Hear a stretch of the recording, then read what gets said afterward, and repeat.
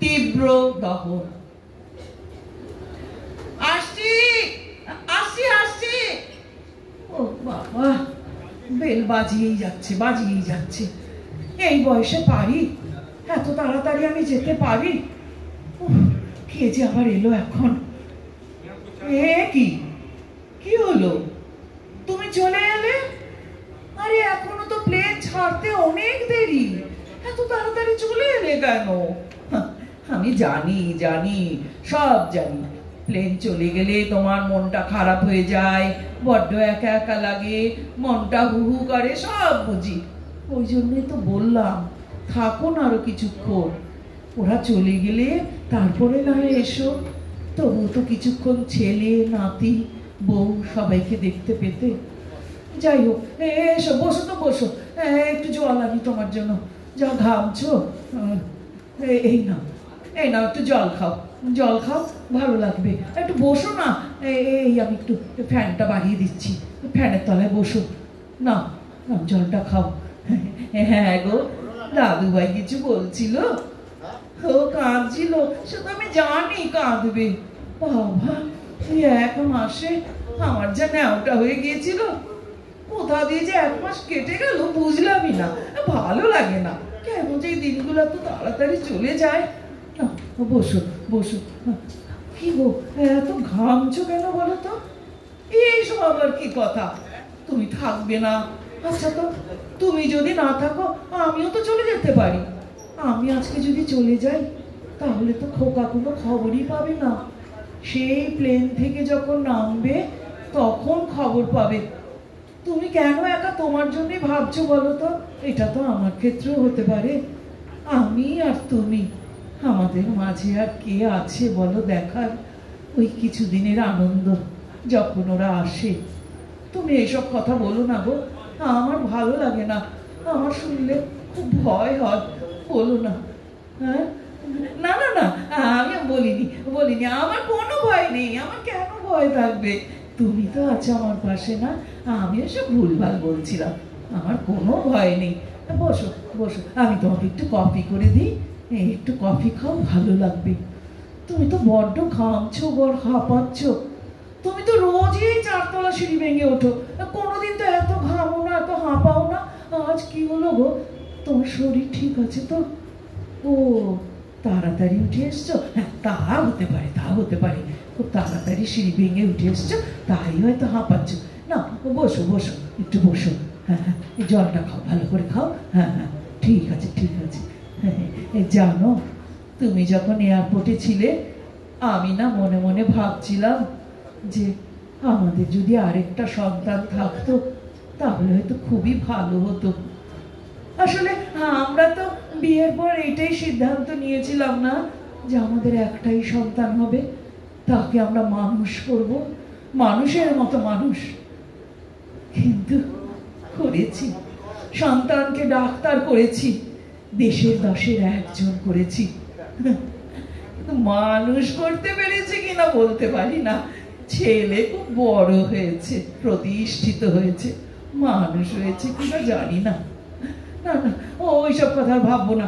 তুমি বসো। আচ্ছা, আমি না পূর্ণিমাকে রাতে ছুটি দিয়ে দিয়েছি, ও সব খাবার গরম করে রেখে গেছে। তুমি একটু খাও না, গরম খেয়ে নাও, দেখবে শরীরটা খুব ভালো লাগবে। হ্যাঁ, খাবে না এখন? ঠিক আছে, তুমি তাহলে বসো, এই ফ্যানের তলায় বসে একটু রেস্ট নাও। আমি তোমার গায়ে মাথায় হাত বুলিয়ে দিই আর গল্প করি। তোমার পাশেই তো বসে আছি, তখন থেকে এক কথা বলে যাচ্ছি। আমি বসে গল্প করি, তুমি শোনো, চোখ বুঝে আরাম করে শোনো। এই জানো, আমাকে বৌমা কি বলছিল? বলে কি, মা, বারবার তো এত টাকা খরচ করে এখানে আসা যায় না, আপনার ছেলের কি পসার, কত ওখানে প্র্যাকটিস, এখানে আসলে পরে যে অনেক ক্ষতি হয়। আর আপনারা এক কাজ করুন না, এখানে বাড়িঘর সব বিক্রি করে আমাদের সঙ্গে ওখানে চলে যান। কি কথা ছিরি বলো তো? এখানে আমি বাড়ি ঘর আত্মীয় স্বজন সব ছেড়ে একদম শিকড় শুদ্ধ উপরে আমি বিদেশ বিভুঁয়ে চলে যাবো। এগুলো একটা কথা তুমি বলো? ও হ্যাঁ, আবার কি বলে, ওই টাপুরের নাকি এদেশে আসলে পড়াশুনো হবে না। ওরে বাবা, তুই যাকে নিয়ে এত গর্ব করিস, তোর ওই বর আমার ছেলে, ও কি মানুষ হয়নি? ওকে নিয়ে তো এত গর্ব করছিস, এত প্রসার, এত পসার। ও যে ডাক্তার হয়েছে, ওকে ডাক্তার কে করেছে? আমরাই তো করেছি। ও কোন দেশে ডাক্তার হয়েছে? আমাদের দেশেই তো হয়েছে। তবে তোর ছেলে কেন বাবু এখানে পড়াশোনা শিখবে না? যত সব কথা, আর শুনলে না রাগ হয়। তুমিও যেমন, আমি বলতে পারি বৌমাকে এত কথা বলো, বাবা একে মেম সাহেব, তাতে আবার কত পড়াশুনো জানা, এত সাহস আছে আমার, আমার এত লেখাপড়া জানা আছে যে ওকে আমি এত কথা বলবো। কি করব, মনে দুঃখ হয়, তাই দুঃখের কথাগুলো তোমাকেই জানাচ্ছি। আর কাকে জানাবো বলো? তুমি ছাড়া আমার মনের দুঃখ শুনবার কে আছে বলো? তুমি শোনো। না না না, আমি আমি কোনো কষ্ট নেই আমার, আমি খুব ভালো আছি, খুব ভালো আছি। তুমি তুমি একটু খাবে? দেবো এখন একটু খাবার? ও খাবে না? না না, তাহলে তুমি তুমি বসে থাকো, বসো। আচ্ছা আচ্ছা, এই ওটা কি এরোপ্লেনের শব্দ হচ্ছে? এরোপ্লেন? এই বলো না তো, বলো, ওই এরোপ্লেনে কি আমার খোকা যাচ্ছে? এ মা, জয় মা দুর্গা, জয় মা দুর্গা, আমার খোকাকে ভালো করে ওর বাড়িতে পৌঁছে দাও। হ্যাঁ হ্যাঁ, ওটা তো ওর বাড়ি, ওটা তোর বাবা মার বাড়ি নয়, ওটা ওর বাড়ি। হ্যাঁ, ঠাকুর তোমাকে পুজো দেব। মা, মা দুর্গা রক্ষে করো, আমার ছেলেকে রক্ষে করো, ওরা যেন ঠিক মতো পৌঁছে যায়। আরে বাবা, তুমি আবার অন্তদন্ত হয়ে কোথায় চললে? এই তো শুয়েছিলে, একটু রেস্ট নিচ্ছিলে, ব্যালকনিতে যাওয়ার কি দরকার? এখান থেকে তো প্লেনের আওয়াজ পাচ্ছ। হ্যাঁ, কি বললে? কি সুন্দর বললে গো, তুমি কি সুন্দর কথা বললে। হ্যাঁ, ওই প্লেনের আলোটা বড় আলো, আলোটা ছোট হতে হতে একদিন মিলিয়ে যাবে, আর আমাদের জীবনেও আমাদের দাম আমাদের সন্তানের কাছে ওই রকম ছোট হতে হতে একদিন মিলিয়ে যাবে। এইটা কি সম্ভব? এটা সম্ভব? এটা হতে পারে? ওরা তো আমাদের সন্তান, আমাদের নাতি, আমাদের রক্ত, ওরা আমাদের ভুলে যাবে? এটা তুমি কি বলছো? এরকম হয় নাকি? না না না, আমি বিশ্বাস করি না, এ কথা হতে পারে না। ওরা আমাদের ভুলে যেতে পারে না, ওরা ওরা আমার সন্তান, আমাদের আমাদের রক্ত, যে রক্ত থেকে ওদের জন্ম। এই যা, আবার লোডশেডিং হয়ে গেল। হে ভগবান, আমি এখন কোথায় মোমবাতি পাই, কোথায় দেশলাই? ও গো, তুমি তুমি একটু দেশলাইটা দেখো না গো, কোথায় যে দেশলাই? হে ভগবান, আমাদের জীবনের কি এই পরিণতি ছিল? এই বয়সে এসে আজ একটা দেশলাই আর একটা মোমবাতিও খুঁজে পাচ্ছি না। বাকি দিন কি করে চলবে? তুমি যদি একটু দেশলাইটা দেখতে, তাহলে নয় মোমবাতি জ্বালিয়ে একটু আলোতে খুঁজতাম। না, এই তো হাতের মধ্যে লেগেছে দেশলাইটা লেগেছে। এই তো আলো জ্বলেছে, এই তো মোমবাতি জ্বালিয়েছে। হ্যাঁ, এই তো তুমি, কি তুমি তুমি এরকম করে শুয়ে আছো কেন? হ্যাঁ, কি গো তুমি সাড়া দাও, তুমি এরকম করে শুয়ে আছো কেন? সাড়া দাও। হ্যাঁ, সাড়া দিচ্ছ না কেন? সাড়া দাও তুমি। হ্যাঁ, কি বলছো? আমি যে কিছু শুনতে পাচ্ছি না গো। হ্যাঁ, একটু জোরে বলো, আমি যে কিছু শুনতে পাচ্ছি না। ওই ছোটবেলার কথা? হ্যাঁ, সব মনে আছে, মনে আবার থাকবে না? যেদিন নার্স এসে হসপিটালে আমার খোকাকে ছোট্ট অবস্থায় আমার কোলে এনে দিল, জানো, তখন সব কষ্ট আমার ধুয়ে মুছে একাকার হয়ে গেল। যখন খোকার মুখটা দেখলাম, সব কষ্ট ধুয়ে গেছিল। আমার মা আমায় বলেছিল, বাবা জানিস, যতদিন বুকের মধ্যে সন্তানের জন্য এই ফাঁকটা থাকবে, ততদিন জানবি তুই সুখে আছিস। কি বলবো, আজকে তো এই কথাটাই বেশি করে মনে হচ্ছে গো। এত হাঁক পাক করছে বুকের মধ্যে। আমাদের যে সুখী আর কে বলো? তুমি বিছানায় অন্ধকারে ফ্যানের তলায় শুয়ে আছো, ডাকলেও সহজে সাড়া দিচ্ছ না, কি বলছো শুনতেও পাচ্ছি না। আর আমি আমি একাই বয়সে এই পুরী আগলে অন্ধকারে কোথায় তোমার সেবা করব? কিছু তো দেখতেই পাচ্ছি না, চোখের সামনে শুধু অন্ধকার অন্ধকার।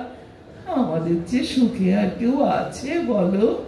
আমাদের যে কে বেশি সুখে আছে? কেউ নেই, কেউ নেই। শোনো না, শোনো না, তুমি তুমি একটু কথা বলো আমার সঙ্গে। হ্যাঁ হ্যাঁ, কি বলছো? গান? কোন গান? ও ও গানটা তো আমাদের সে যৌবন বয়সের গান গো। ওইসব গান কি আর এখন আমি গাইতে পারি? আমার গলায় যে কোনো সুর নেই গো এখন। আমি তো তোমার কথার অবাধ্য হইনি গো কোনোদিন, আজও হব না। তুমি যখন বলছো আমি নিশ্চয়ই গান গাইব, নিশ্চয়ই আমি গান গাইব। তুমি না চুপটি করে শুয়ে থাকো। হ্যাঁ হ্যাঁ, কি বলছো? তোমায় ডাকবো না? হ্যাঁ হ্যাঁ, তোমায় আমি ডাকবো না। তুমি চুপটি করে শুয়ে শুয়ে আমার গান শোনো, দেখবে আস্তে আস্তে শরীরটা ভালো হয়ে যাবে। বুকের মধ্যে হাত দিচ্ছ কেন গো? বুকে খুব কষ্ট হচ্ছে না? খুব কষ্ট হচ্ছে? আমি একটু হাত বুলিয়ে দিচ্ছি তোমার গায়ে মাথায়, সব ঠিক হয়ে যাবে। আমি গাইছি। হ্যাঁ, ও 3 সত্যি করব? সেই আগের মতো 3 সত্যি করতে হবে যে তোমায় ডাকবো না? কেন গো, তোমায় ডাকবো না কেন? কি এমন ব্যাপার? আচ্ছা আচ্ছা, না না না, আমি আর কোনো প্রশ্ন করছি না। এই আমি 3 সত্যি করছি। দেখো, তুমি ঘুমিয়ে পড়লে তোমায় আমি ডাকবো না, ডাকবো না, ডাকবো না, হলো? হ্যাঁ, চলো আমি গান গাইছি, তুমি শুয়ে শুয়ে শোনো। গাইছি তো, গাইছি, দেখো আমি গাইছি। যখন আমার, আমি যে সুর পাচ্ছি না গো, কি গাইব? গাইছি গাইছি। আমার এ ধূপ না পরালে গন্ধ কিছুই নাহি ঢালে। আমার এ ধূপ না পরালে গন্ধ কিছুই নাহি ঢালে। আমার এ ধূপ না পরালে দেয় না কিছুই আলো। আমি গান গেয়েছি দেখো, এখন না কথাও মনে থাকে না, সুরও মনে থাকে না। আমি তোমার কথা রেখেছি, আমি গান গেয়েছি। শোনো, তুমি শুনেছো? শোনো না, শোনো না, তুমি আমার গান শুনেছো? একটু সাড়া দাও, বলো একবার, বলো। আমার এই বয়সে আমাদের সে যৌবনের আনন্দের গান শুনেছো?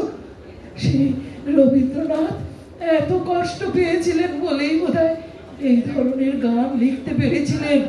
তীব্র দহন আমাদের মনে তো আজ তাই জ্বলছে গো, আমরা যে তীব্র দহনে জ্বলছি। একটু সাড়া দাও না, সাড়া দাও না, আমার গান তুমি শুনেছো?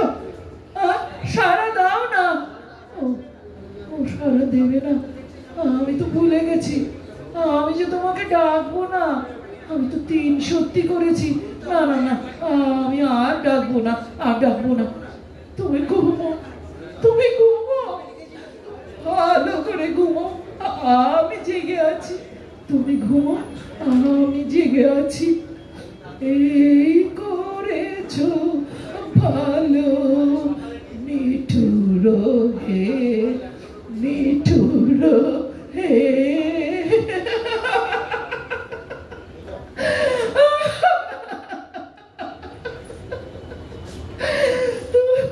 তুমি আমার বড় একা করে চলে গেলে।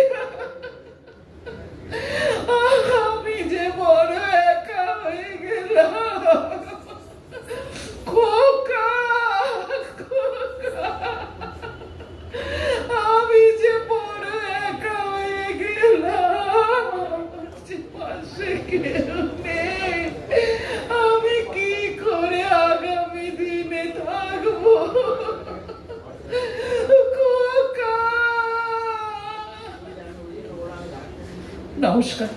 আমার অভিনয় এখানেই শেষ হলো। থ্যাংক ইউ ম্যাম, খুবই একটা অসাধারণ পারফরমেন্স। অডিয়েন্স আরেকবার একটা জোরে অ্যাপ্লজ দিয়ে দিন, ম্যাম খুবই সুন্দর করেছেন। আমার অভিনয় এখানে তো মিউজিকের কোনো সাপোর্ট নেই, পুরোটাই গলার ওপর। তো আমার মতো করে আমি চেষ্টা করলাম। যদি আপনাদের ভালো লাগে আমি খুব খুশি হব, আরো বেশি খুশি হব। এটি একটি সমাজের কাছে বার্তা। আপনারাও ডাক্তার, ভবিষ্যতের ডাক্তার। আমি চাইবো মা বাবাকে কখনো অবহেলা করবেন না। বিদেশে গিয়ে টাকা পাঠালেই কিন্তু সব হয় না। অর্থবল মানুষের কাছে চাইলে পাওয়া যায়, লোকবল থাকে না। সুতরাং শেষ দিন মা বাবা আপনাদের চলতে শিখিয়েছেন, আপনারাও শেষ জীবনে তার শুধু হাতটা ধরবেন। আর তারা কিচ্ছু চায় না, শুধু সন্তানের হাতটা ধরতে চায়। নমস্কার। Thank you so much ma'am. এবার আমরা নেক্সট প্রোগ্রামে মুভ অন করব। So we have executive